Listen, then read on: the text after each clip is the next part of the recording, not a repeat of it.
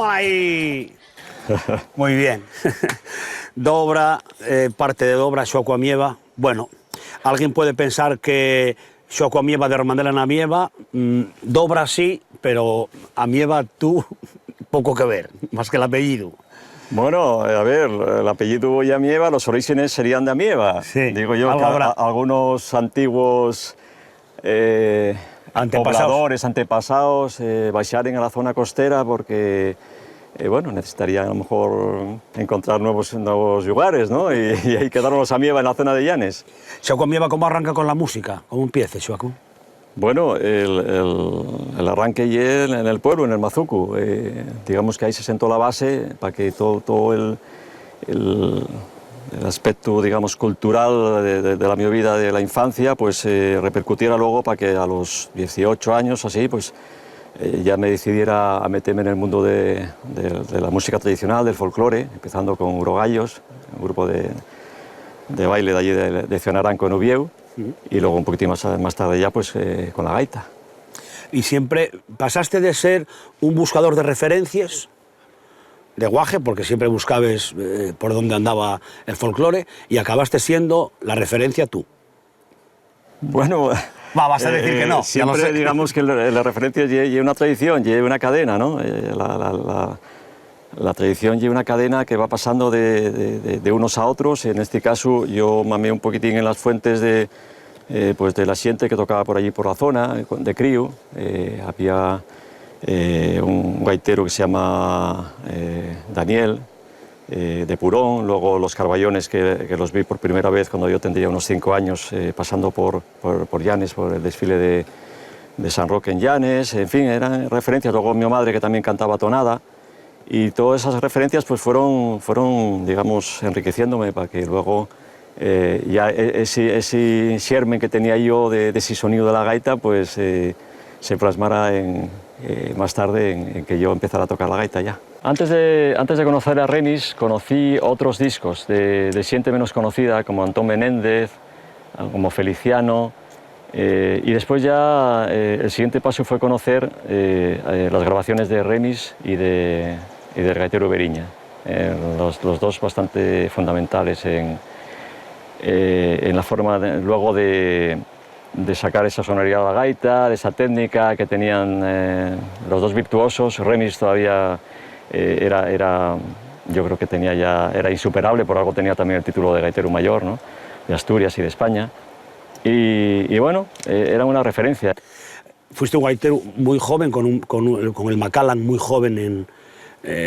¿Con cuántos años ganaste el Macallan? Bueno, no tan joven, fue en el año 86, yo ya tenía 30... ¿Fuiste el primero? Sí, 30 años creo, 31. ¿Pero sí. el primero? Sí, el primer Macallan. El Macallan, bueno, el Lorian en realidad de aquella todavía no era muy conocido, ni siquiera para los que estábamos metidos en el mundo de la gaita, ¿no? Lorian estaba, pero no sonaba tanto. Sí, no tenía tanta repercusión todavía como luego fue teniendo, ¿no? Entonces yo llegué allí pues sin saber muy bien a dónde iba, ¿no? Iba a concursar en un concurso de gaita, pero cuando ya al final concursé y lo gané, pues ya vi la repercusión que tenía. Y a la vuelta a Asturias, pues ya automáticamente me propusieron grabar el primer disco que se llamó Donde la Guañaz. ¿Quién te lo produjo? Con la Fonográfica, la Sociedad Fonográfica Asturiana. Lisardo, que con el tiempo se convertiría en el director del Festival de Lorient, pues ya en ese momento apostó por mí ya, como gaitero. ¿En cuántas formaciones estuviste, o iniciaste, o participaste? Bueno, pues digamos que fui cofundador de Beleño, más tarde de Ubiña, y después ya seguí yo en solitario con diferentes formaciones folk, como Xoco a Mieva Folk, y bueno, hasta llegar a la formación ahora con Dobra. A Dobra, míralo aquí, el río donde lo tenemos. El río Dobra. Y la tufia. Tú, Paula, ¿cómo te enganches con tu padre? Bueno, no tiene pues que ser fácil, ¿eh? No, bueno, o sí, porque en verdad yo desde que nací ya, de hecho me dormían con la gaita porque era lo que había escuchado ya desde el vientre, ¿no?, de mi madre. Y ya con 3 años ya empecé en un coro de pequeña, en el coro del Glayu, de Rebeca Velasco, y luego ya pues empecé con piano. Bueno, en casa tenía instrumentos para, pues eso de guaja, ¿no?, de jugar y tal, y luego ya pues empiezas ya más en serio, en una academia y demás, y luego ya pues a jugar ya con en casa con mi papá y lo que empezó siendo un juego, pues al final acabó siendo algo ya más profesional. La verdad es que tener a tus hijas, yo tengo otra hija más que se llama Andrea, les vas inculcando el amor por la música y están escuchándolo en casa, entonces llega un momento en que, bueno, Paula pues empieza a dedicarse ya más en serio a la música con la banda de gaitas y ahora con nosotros con Dobra, pues la verdad es que es un orgullo, ¿no? Es un orgullo y una satisfacción poder estar en un escenario mirándonos y tener esa complicidad y es muy guapo, la verdad. Pues yo creo que en realidad lo que ve el resto, ¿no? Una persona muy tranquila, una persona que tiene una paz interior y que digo yo, madre mía, tengo que heredar esto, ¿no? También.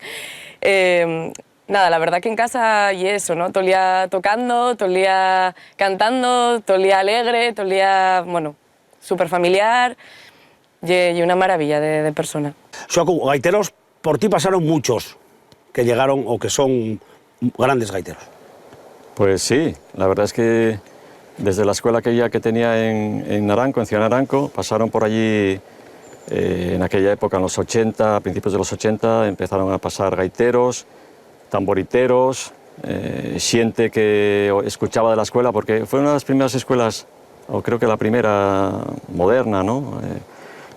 Tal como se entiende hoy una escuela de música con partituras, con una enseñanza, digamos, reglada, ¿no? Con música, porque antiguamente ya sabes que la tradición era oral, se aprendía de un gaitero a otro escuchándolo, pero no con partituras, ¿no? Entonces yo pensé que era importante Fundamento. digamos que homologar lo que era la escala de la gaita, sus adornos, su técnica, y por eso en el año 84 hice un método de gaita con Paco Ortega, un hombre que tocaba el piano y que me animó a hacer el método, y a partir de ahí ya, pues con ese método ya tenía un poquitín la herramienta para enseñar a los alumnos, ¿no? Y por ahí ya pasaron muchos alumnos, claro, entre ellos Los Tejedor, Flavio Benito, pasó Ricardo Soberado, pasó Blas Rodrigo. Empecé a enseñar pues con esa misión, ¿no? De que no se perdiera, pero luego ya vas viendo que se te escapa un poco de las manos y que ya aparece gente que tiene tus métodos de gaita en Argentina o en Chile o en Bélgica. En Argentina, por ejemplo, pues estuve allí enseñando, tuve allí alumnos, también en Venezuela, en fin, en Estados Unidos, por Europa, por España, pues también vas dejando huella, ¿no? Con tus grabaciones o con tus conciertos o cuando das una masterclass. Entonces, bueno, y es muy difícil de calcular los alumnos que pasaron por mis manos, ¿no?